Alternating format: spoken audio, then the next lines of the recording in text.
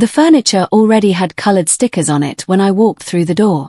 Little round dots, red and yellow and blue, pressed onto chair legs and tabletops like price tags at a yard sale. Moving men were coming on Thursday. Bank papers sat open on the dining table as if they had always lived there. My older brother Marcus stood in the doorway with his arms crossed and a small smile on his face that turned my stomach. My mother, Diane, looked me in the eye without blinking and told me the house had been spoken for. The account had been spoken for. Even the jewelry upstairs had already been divided. I asked her when the estate had officially closed. She told me there was nothing left to discuss. I drove for 4 hours. I had taken 2 days off work. I had cried the whole first week after my grandfather Raymond passed. And yet while I was grieving, while I was working, while I was just trying to breathe, everyone else had been moving. The humiliation hit me the way heat from a fire does when you are standing too close. My face went hot. My hands went cold. Then my phone buzzed on my hip. I looked down out of habit. A transfer alert filled the screen. A number so large it did not look real. Deposited under my full legal name. My name is Debbie Calloway. And up until that moment, I had spent most of my life believing that being the responsible one would eventually mean something. I was the daughter who showed up early and stayed late. I drove to the hospital on school nights. I remembered birthdays and anniversaries and never asked for much because I was told the family needed steadiness, not demands. My grandfather Raymond was the one person who always saw it clearly. He would squeeze my hand during long family dinners and whisper that he noticed. So when he died, I did not just lose an elder. I lost the person who had always been my witness. Now I stood in the living room of his house, the house where I learned to read and bake and do long division on a Saturday morning, and my own mother had just told me I had nothing left. But my phone was still buzzing. I read the alert 3 times. The amount did not change. The name on it did not change. Every digit was steady and clear. I looked up at my mother. Her expression had shifted the way a person's face shifts when they have just seen something they were not supposed to see. Then Marcus stepped toward me with his hand out and said the transfer had to be a scam. He told me to give him the phone so he could check it himself. I stepped back. My mother switched immediately. Her voice went soft and careful, the voice she used when she wanted to sound like the adult in the room. She said she was worried. She said random large transfers were dangerous and she only wanted to help me figure out where it came from. But I had grown up watching my mother perform. I knew what real worry looked like on her face, and this was not it. This was panic wearing a kind expression. The note attached to the transfer read only 5 words, released per final instruction. I did not understand what that meant. I had never heard of a separate arrangement. Nobody had mentioned anything like that. My grandfather was a quiet man, careful with every word and decision, but I had no idea he had been planning something apart from the estate my mother had already divided. I told them I needed air. I walked out the front door without waiting for a response. The afternoon was warm and still. I sat in my car in the driveway with the engine off and the windows up. I read the transfer alert again. I read the note again. Released per final instruction. The phrase sat in my chest like a stone turning slowly. My grandfather had planned this. He had planned it so carefully that it could not be stopped. And my mother's face when she saw that number had told me everything I needed to know about whether or not she already knew. My phone rang about 15 minutes after I sat in that car. Unknown number. I almost let it go to voicemail. Then I picked it up.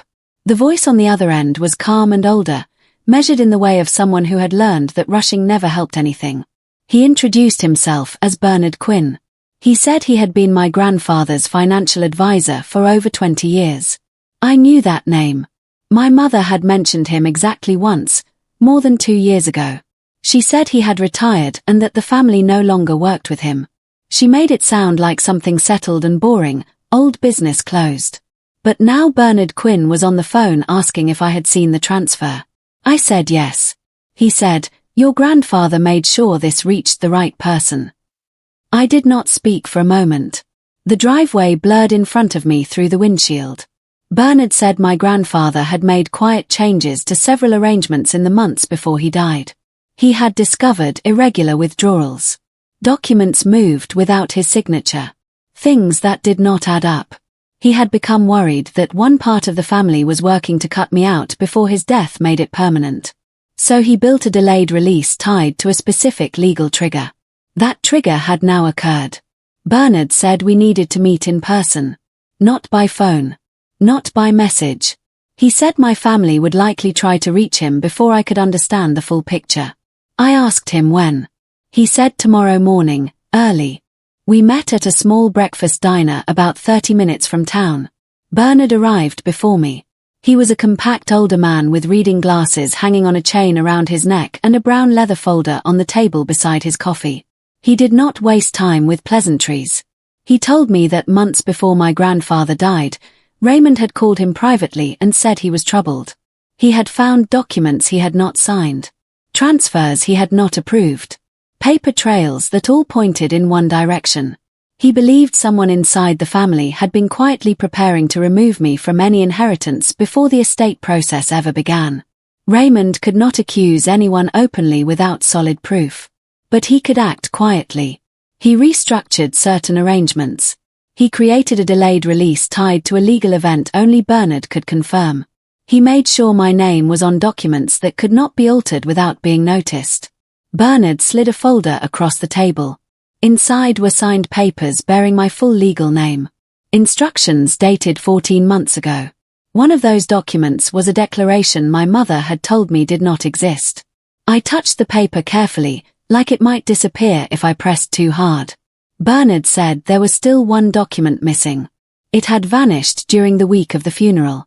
Without it, the picture was incomplete. He looked at me steadily and said I needed to start remembering that week very carefully. I drove home that morning trying to hold every memory of the funeral week still enough to examine closely. My grandfather's house had been full of people, relatives passing through, neighbors bringing food, cousins I only saw at weddings and funerals. My mother had handed me tasks from the moment I arrived. I was sent to the pharmacy twice. A florist across town. Picking up relatives from the airport who easily could have called a car service.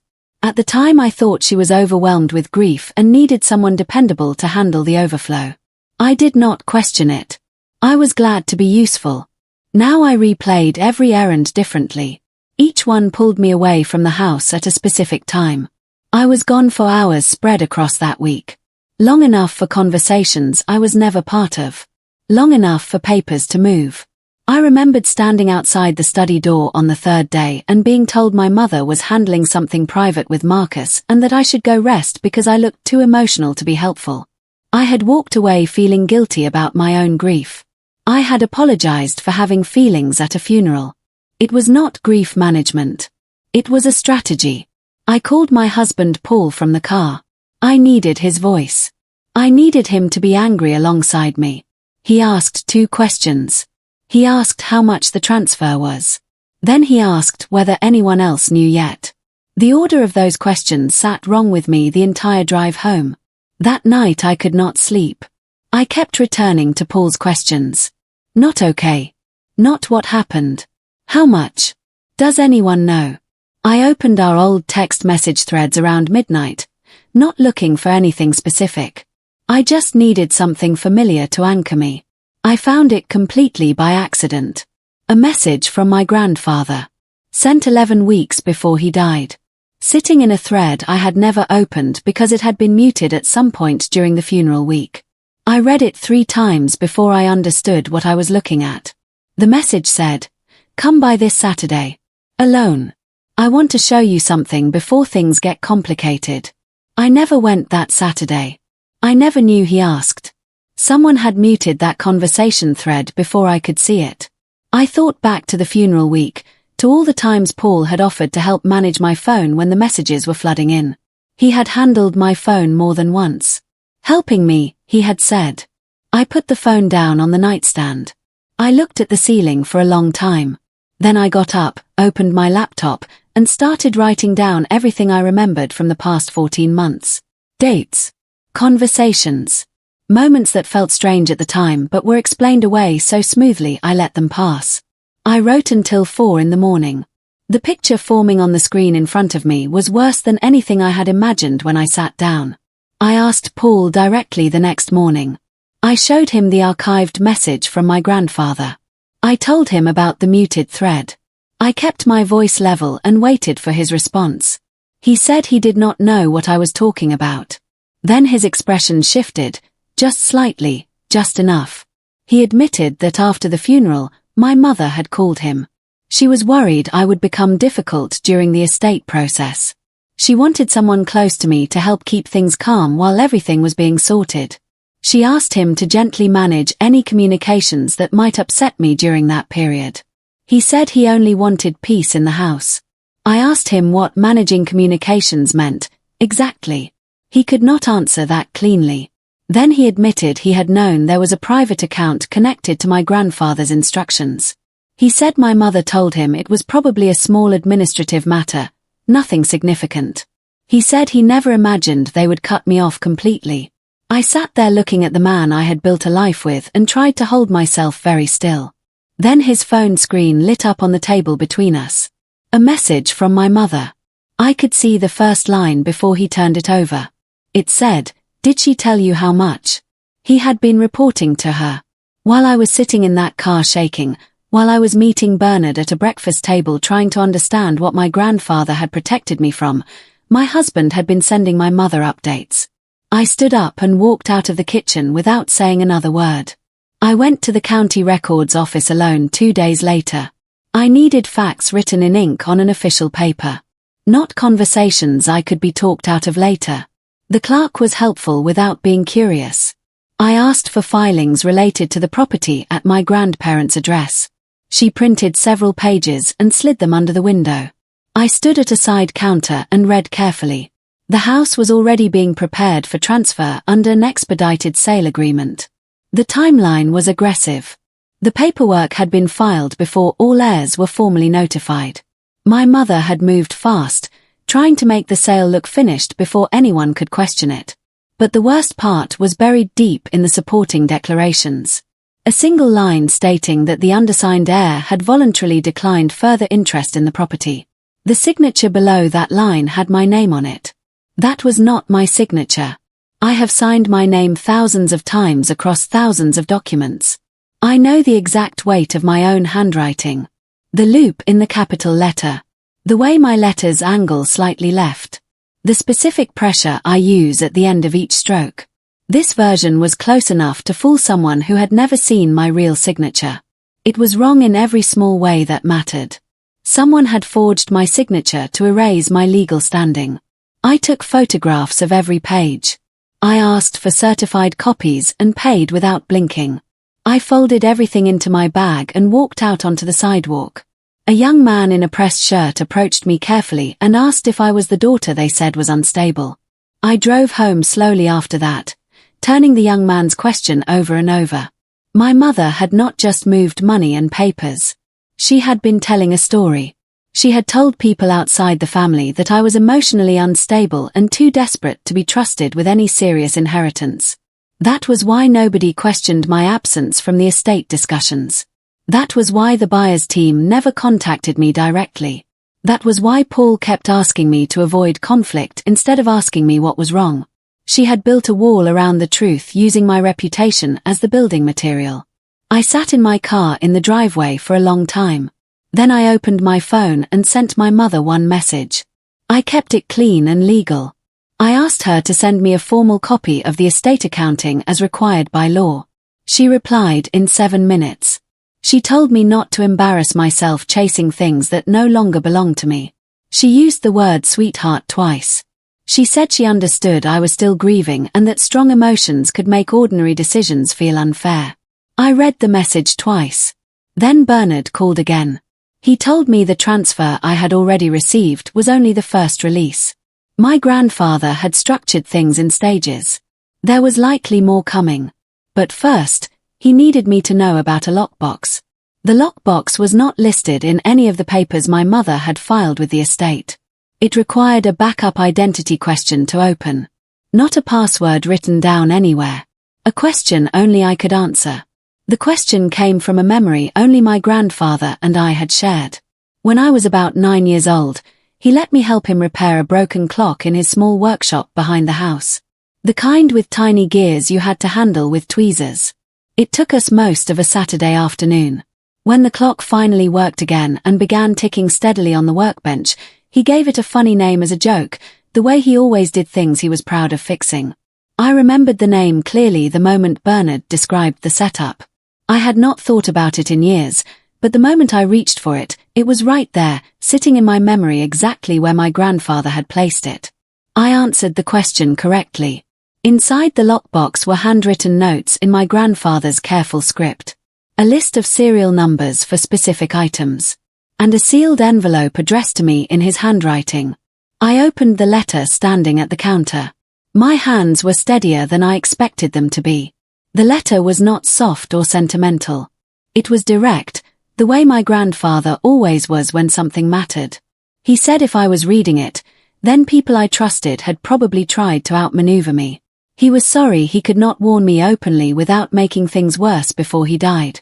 He said he left me something separate and protected because I was the only one who came when things were hard, not when it looked good.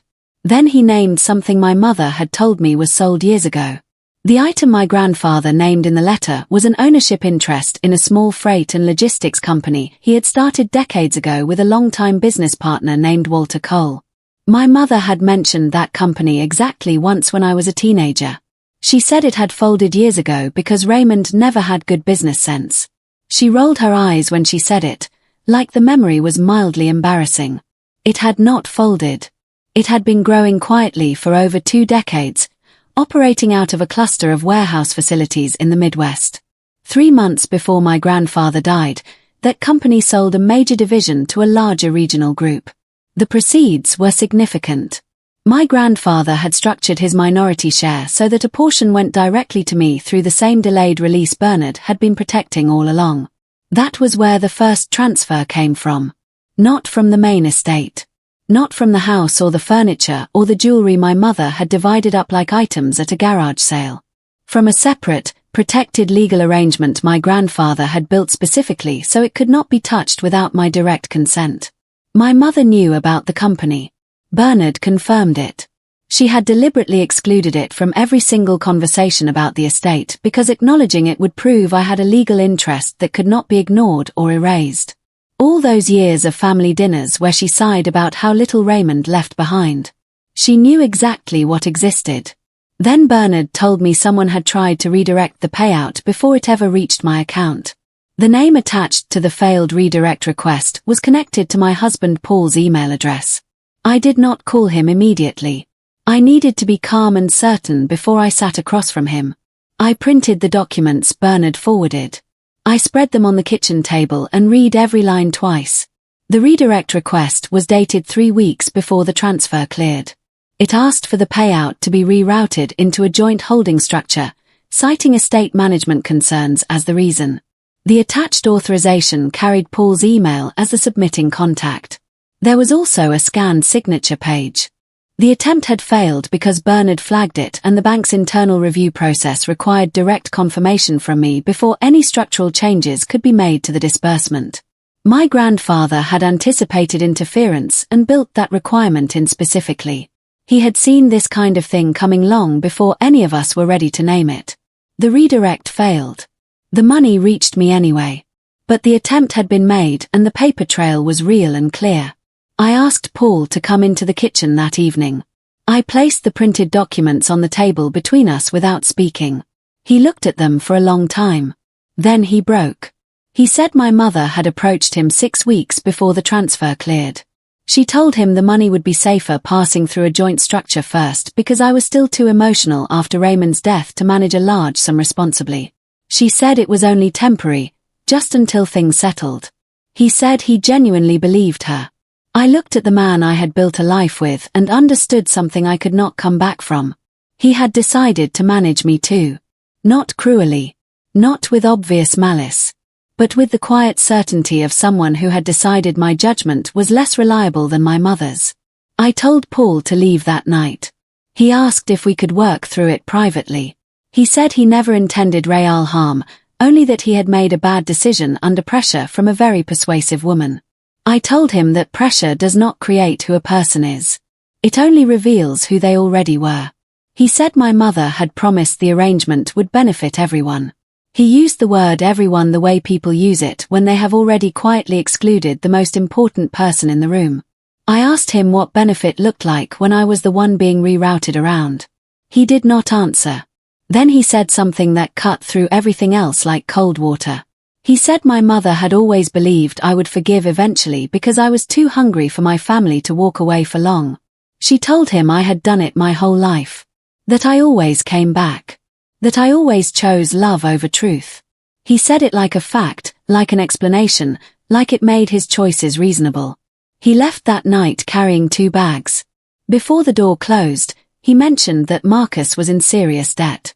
That was why everything had been rushed. I stood in the empty kitchen and finally understood the whole shape of what had been done to me. Marcus had been in financial trouble for years. I learned this piece by piece over the following days, through Bernard, through court records I pulled myself, and through one cousin named Ada who finally told me the truth when I asked her directly and made it clear I already knew most of it. Marcus had borrowed money for business ventures that failed one after another. He had lifestyle expenses that far exceeded his income. He had unpaid personal loans from people who were no longer speaking to him. My mother had been quietly covering his shortfalls for years, which explained why the family finances always seemed tighter than they should have been.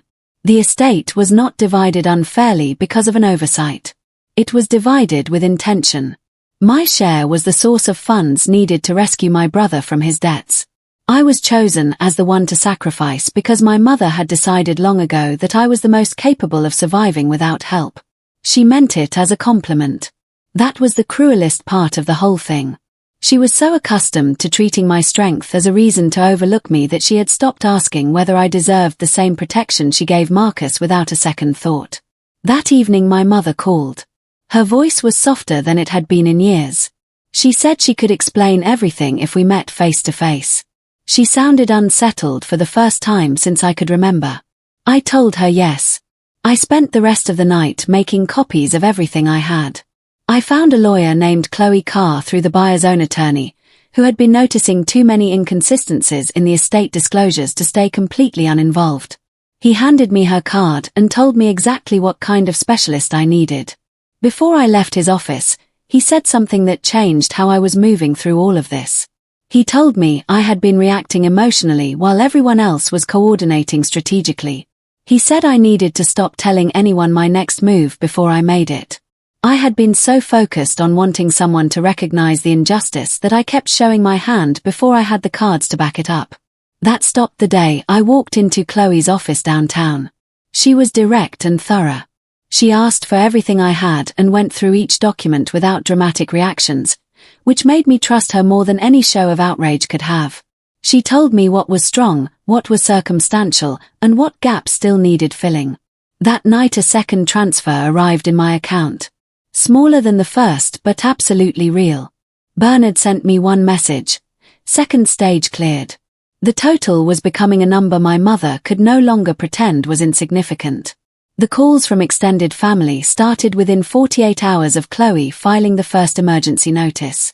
My aunt called first, telling me I was dragging the family name through the dirt over misunderstanding.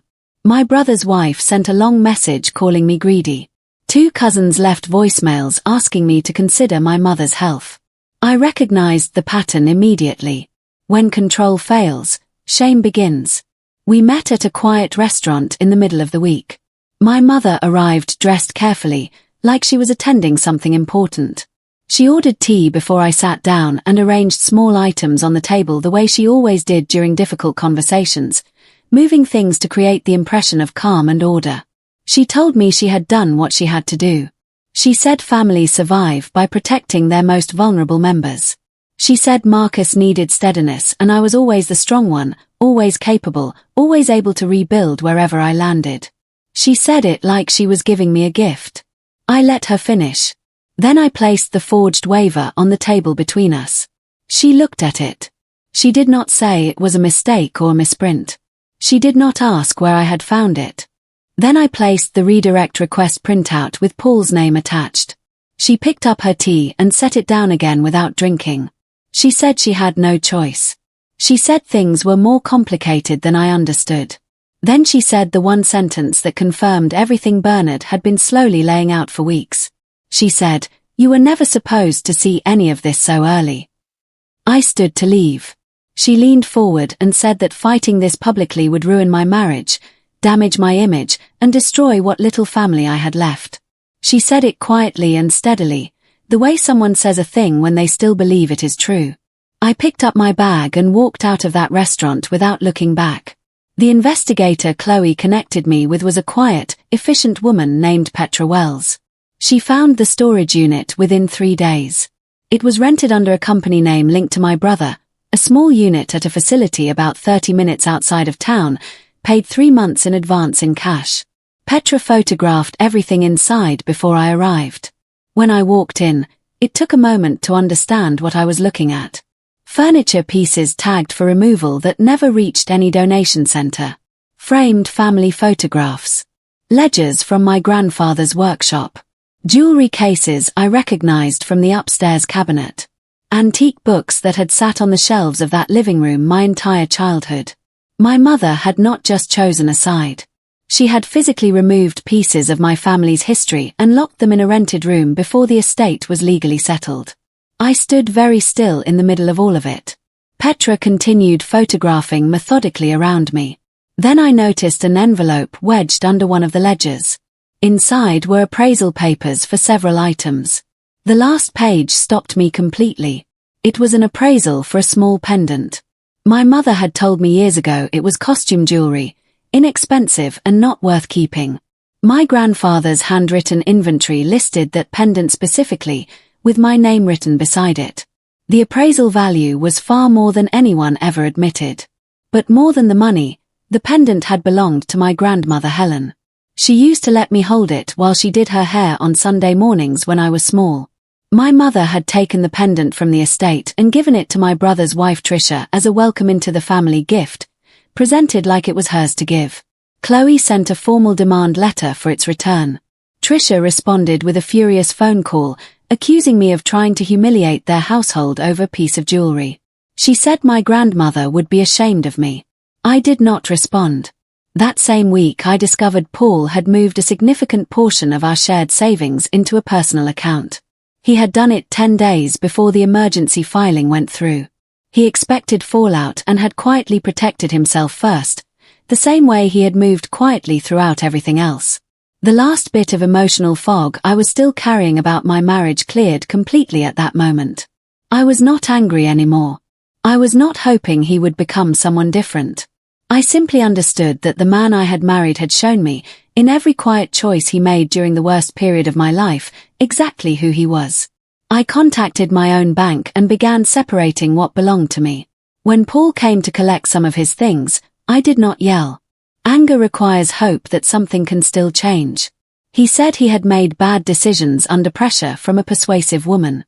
I told him pressure does not create character. It only reveals it.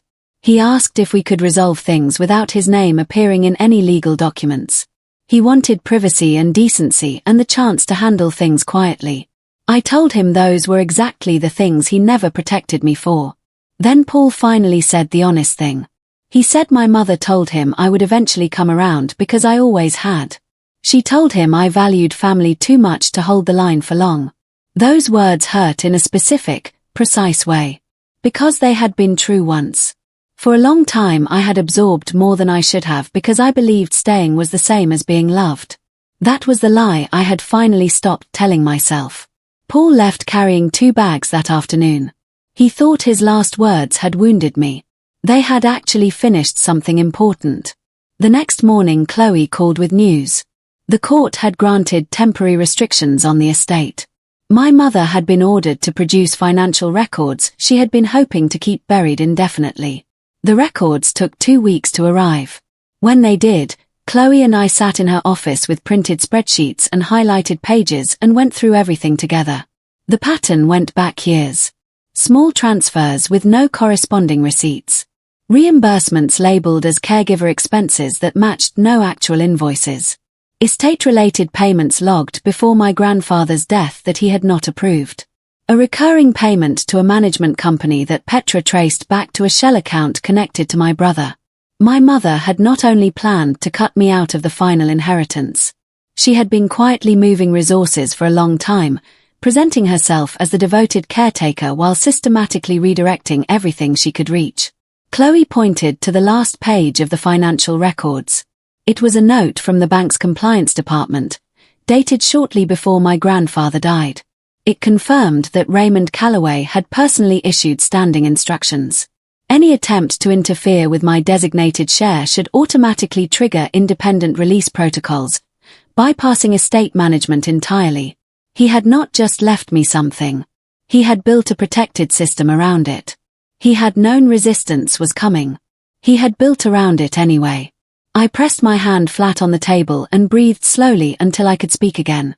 My grandfather was a quiet man who never raised his voice in any room I ever sat in.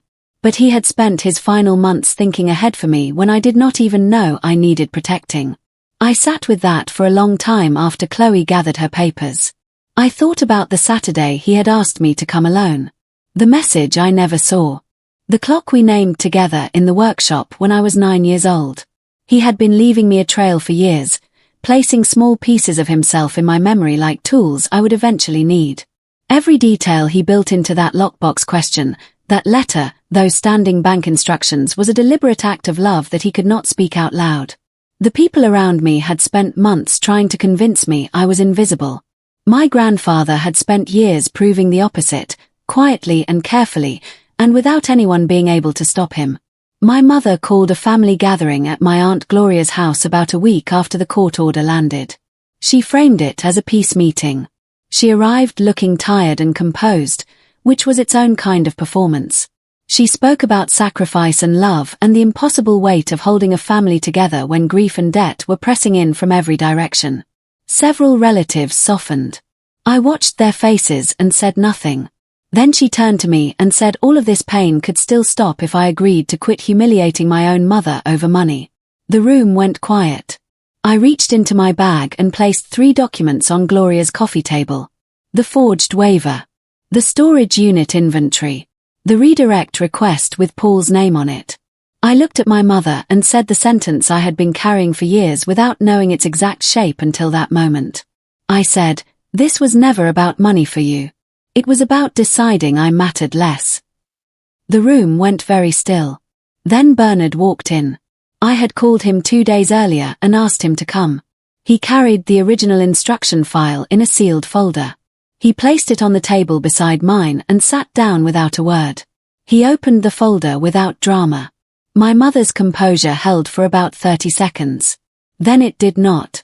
With Bernard's documents open on that table and relatives watching from every corner, there was nowhere left to move. The papers showed everything my grandfather had documented and signed and protected, the dates, the intention, the private worry he had carried about what might happen after he was gone. My mother said Bernard was being disloyal to a dead man. My brother tried to argue that the family could still settle everything privately. He said it like he was making a generous offer. It sounded like someone asking you to help them clean up a mess they had made. My Aunt Gloria, who had defended my mother in every difficult conversation I could remember, looked down at the forged waiver for a long time without speaking. Then she quietly moved to sit on the opposite side of the room. Someone finally asked the question that had been sitting in the middle of every conversation for weeks. If I truly had nothing left, if my grandfather had truly left me no protected interest, then why had everyone been so terrified of a transfer reaching my account? Nobody answered. People began collecting their things and leaving without making eye contact with my mother. She said one final thing as the room emptied. She said money does not make a person somebody. I told her she was right about that. I said it only stopped her from pretending I was nobody. The buyer withdrew from the house sale 3 days after the court order was fully processed. Without a clean title and without confirmed consent from all legitimate heirs, the purchase could not move forward responsibly. The rushed plan my mother had spent months building fell apart inside a single business week. My brother's expected relief money was no longer coming. My mother was now facing legal deadlines, compliance questions, and relatives who no longer wanted their names anywhere near any of it. I did not feel triumphant when the sale collapsed. I felt the way you feel when a very long fever finally breaks. Not strong, Not victorious. Just quiet, and breathing, and relieved to finally be standing in air that nobody else was controlling. There was still one thing I had not resolved. The house itself. It held the last real memories of my grandparents. The workshop smells in the backyard. The creak of the third stair. My grandmother Helen's voice coming from the kitchen on Saturday mornings. Those memories lived there alongside the painful ones. The humiliations. The whispered side conversations. The years of being treated like the secondary daughter. Chloe told me that because of the protected transfers and the documented misconduct, there was a legal path for me to acquire controlling interest in the property settlement. I sat with that information for a long time before I answered her. I took the house. Not to wound my mother. Not to possess something purely for the satisfaction of possession. I took it because my grandfather built that workshop with his own hands, and my grandmother had pressed flowers from that garden every spring, and the story of who they were deserved to be held by someone who loved them without conditions. My mother called when she found out. She said I was stealing from my own family. She used the word ungrateful 3 times. She said my grandmother would be heartbroken. I did not argue. I had nothing left to prove to someone who had spent years deciding I was not worth protecting. I stood inside the empty living room the day the keys were formally mine. The same room where my mother had told me I had nothing left. The furniture was gone. The colored stickers were long since removed. The afternoon light came in sideways across the bare floor and made it look like something new. There was no smirking brother in the doorway. No bank papers open on the dining table. No performance of authority from someone who had decided I was the one who could be erased without consequence. Just the room. And me. And the quiet. The final transfer cleared that same week. The full amount, exactly as Bernard had promised it would be, deposited cleanly under my legal name. My mother had been right about one thing. It was never really about money. The money was just the first piece of truth she could not take back. What my grandfather left me was not a number. It was proof. Proof that someone who understood my value had built something around it quietly and carefully, long before anyone could stop him. I used part of the money to restore the house. Part to build something new, with no one else's conditions attached to it. And part to finally honor my grandparents the way they deserved, with a proper ceremony, flowers cut fresh from their own garden, and their names said out loud by someone who meant every single word. My mother said I had nothing left in this family. What came through under my name was more than a transfer. It was the right to stand in my own story and never again wait for someone's permission to matter.